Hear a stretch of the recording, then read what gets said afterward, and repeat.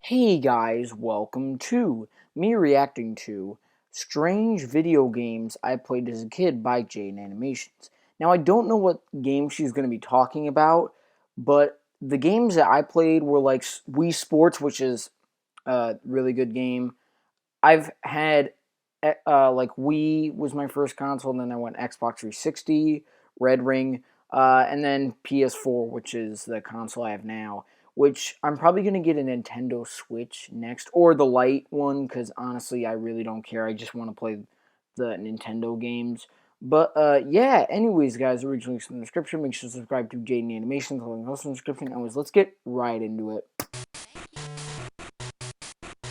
LJN? Is it LJN? Oh no, that door is not locked. I watched that woman just waltz right through. Let me in right now, or I swear as a kid my first video game experience was when my parents got me a Game Boy Advance when I was 5. Oh, Game Boy, yeah! To be under the lamp so I could actually see the game, because otherwise it was like playing nothing. My parents with that got weird me that light big, thing. bulky light add-on so I wouldn't have to look like a moth whenever I wanted to play Super Circuit. Those were classic childhood days I look back on fondly. It's weird how technology was so good, but also straight up crap. You can't see the games because the screen is too dark?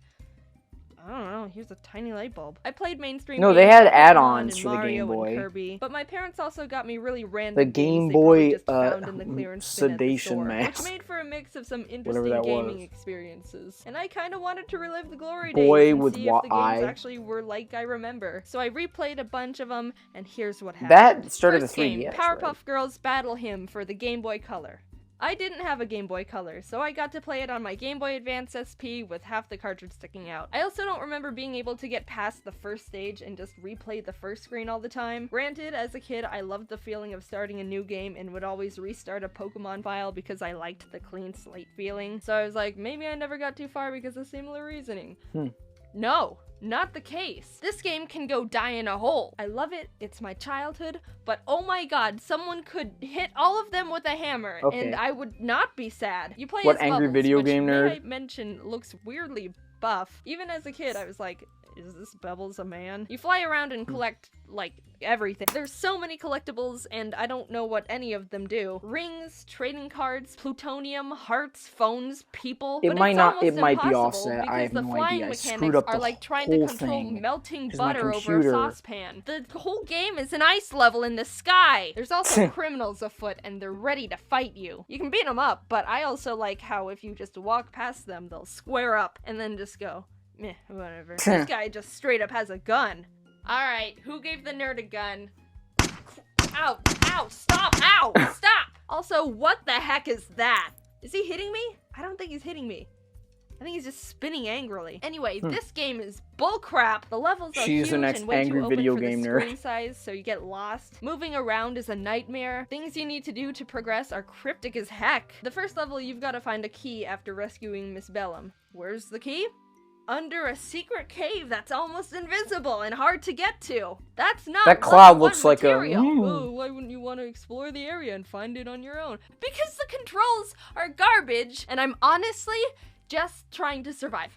I stopped playing after getting halfway through the second area because it's all way too difficult to figure out without a guide. I watched this guy stream the game to see if I was just being an idiot with video games, and he wasn't having much different of an experience, so I felt better about myself after that. Next game, SpongeBob Battle for Bikini Bottom. Hey, can't wait for that remake, by the way. Probably because SpongeBob was my favorite TV show, so I was excited to revisit it.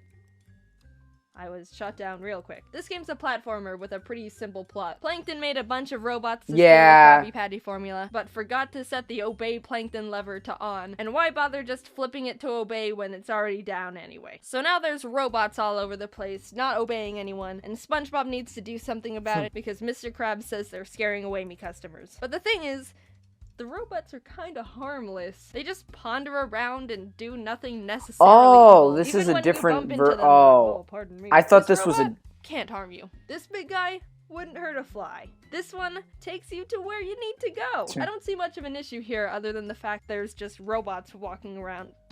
What was that? Does someone have a gun?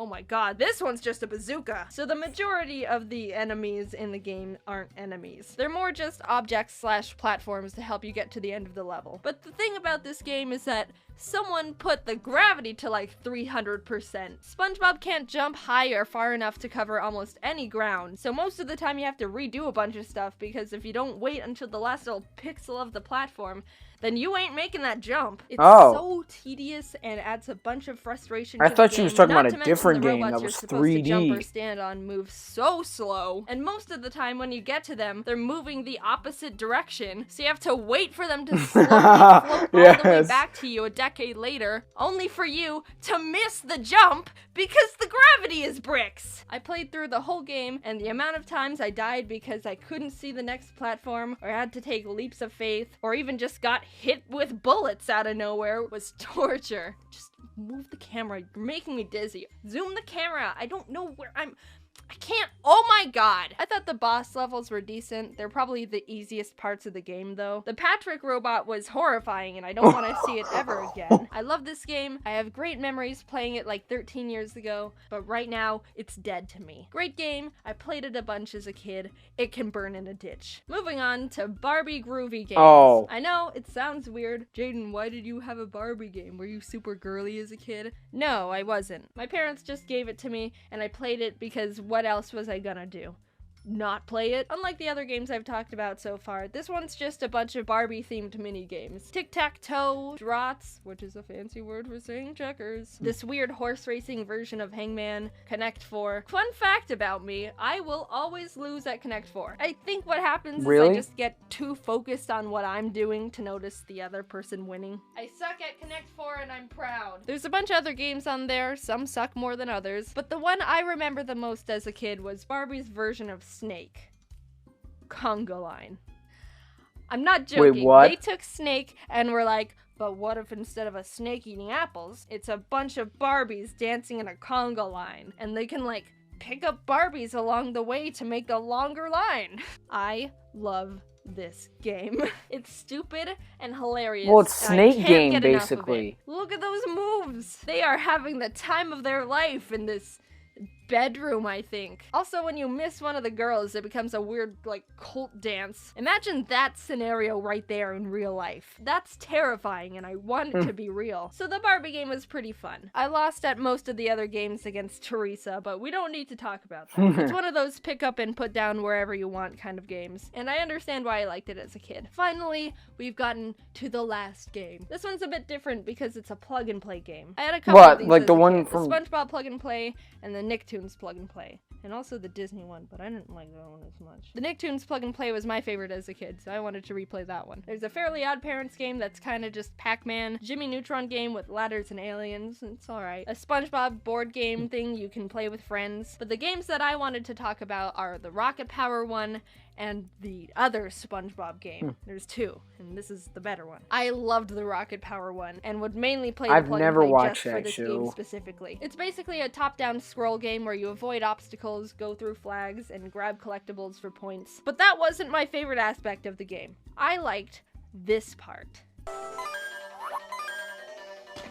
You get points from jumping and literally demolishing other skateboarders. My 7-year-old self would go out of my way every level to destroy as many other children as possible. I didn't care how much it slowed down my time. That was not my objective here. Overall, 10 out of 10 game, entertained me for years. The objective of the SpongeBob game was to shoot Krabby Patties into the mouths of everyone in town and grab the money they toss on the ground. I mean, it's not conventional, but I guess there's nothing particularly wrong with that business exchange. Everyone just wants a Krabby Patty, so as long as you don't run out of patties, you can kind of just shoot them at whoever. Oh, jeez. Sorry about that, man. I didn't...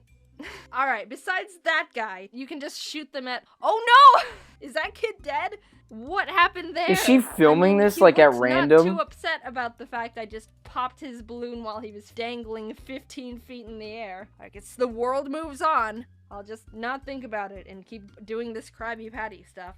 Alright, cool. It didn't hinder me at all in the end. It was for the greater good. Another 10 out of 10 game. Alright. That was my nostalgic trip down weird video Nostalgic game lane. trip. It was surprisingly fun and also not fun to revisit these old games. Opening them up again and seeing the graphics and hearing the music gave me immediate flashbacks to when I played them 15 plus years ago. But also trying to actually beat them made me want to never play them ever again and kind of tainted they were good and fun games. Looking at you, Powerpuff Girls and Battle for Bikini Bottom. Did I have fun? Yes. Kinda. Alright, I actually think I had more frustrated hours than fun hours. But did I have at least a little fun? Yes. The ratio doesn't matter. That much. Should you do this? I don't care. This was actually a pretty good video. I really liked it. But yeah, anyways, guys, hope you enjoy. Leave a like and subscribe to my channel. I'll see you next one. Bye!